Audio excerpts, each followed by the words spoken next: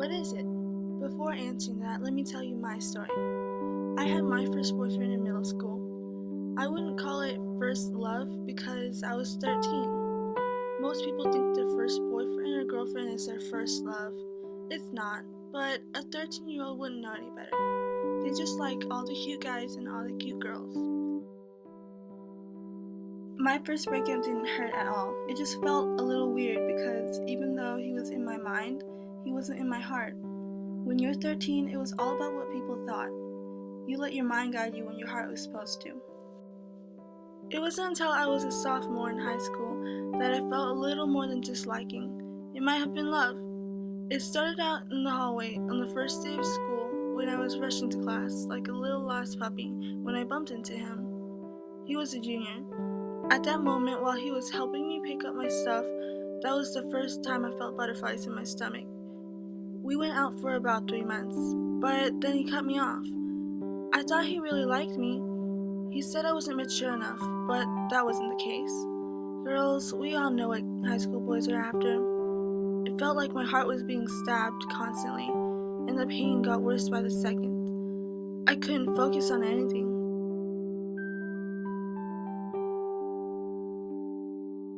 All I could think of was him, all I could see was him, and all I heard was him calling my name.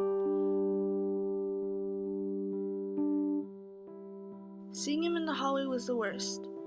Every time I get a glimpse of him, it felt like he was breaking up with me all over again. After a few months, it didn't hurt as much because I was getting used to it. Used to not being with him, and used to not talking to him, and used to a world without him. I guess what they say about time healing is true. Time heals, and as time passes, it begins again. During my high school year, like everyone else, I was on and off with relationships, and the pain got worse with each breakup, and the feelings got stronger with each new relationship. Because as you grow older, your feelings become stronger, and the tougher it is to forget. But eventually, they all become a memory. But it's not a bad thing, because sometimes memories are what defines us.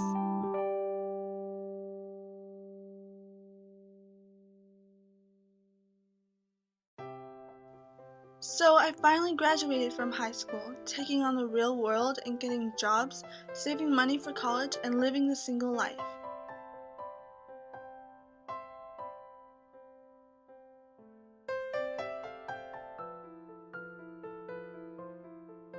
I haven't met Mr. Right yet, but there's no need to rush things because eventually the right person will find you.